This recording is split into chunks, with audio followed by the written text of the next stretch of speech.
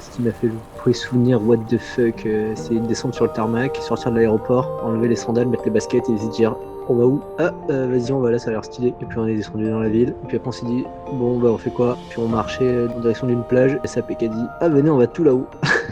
Et après on est monté. Et t'as toujours le doute de te dire putain, ça se trouve, je suis en train de faire de la merde, ça sert à rien. Et au final, plus tu te laisses porter par l'aventure, plus t'es positif et ouvert et plus tu kiffes.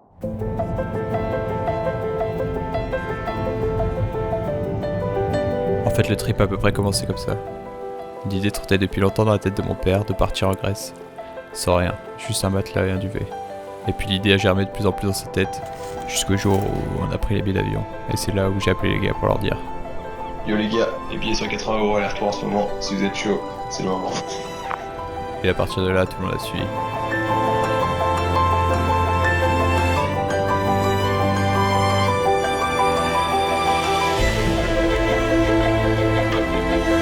Et du coup, de nulle part, ça part pour la Grèce, quoi. Donc, trop stylé. Un billet d'avion aller sur Mykonos et un billet de retour depuis Santorin.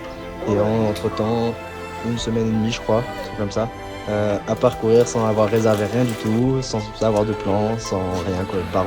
Baroudage complet.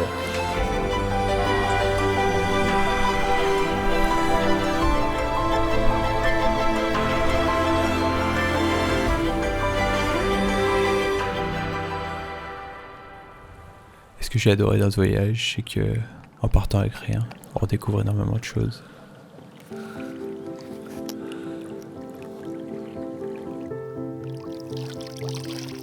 Et c'est en n'ayant ni itinéraire, ni logement, ni but, qu'on a redécouvert un monde simple et beau, un monde qui s'ouvre que lorsqu'on ressent une totale liberté.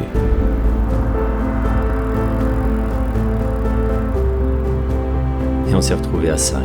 Moi, avec une bande de gamins extraordinaires, vivants, passionnés d'images, bouillonnants de projets. 5 à rigoler, à pédaler, à déconner, à marcher et à vivre le temps présent, à barouder quoi. Le mot liberté a pris toute sa dimension. Liberté d'esprit, liberté de découverte, liberté de se sentir jeune d'esprit, joueur. Je sais pas si les gars ont réalisé qu'ils m'ont offert un des plus beaux cadeaux de la vie. La liberté et l'insouciance. Cette fameuse insouciance qu'on a un petit peu tendance à perdre dans notre quotidien. Et le bonheur, c'est tout simplement ça. Faut pas aller le chercher plus loin. Il suffit de le voir.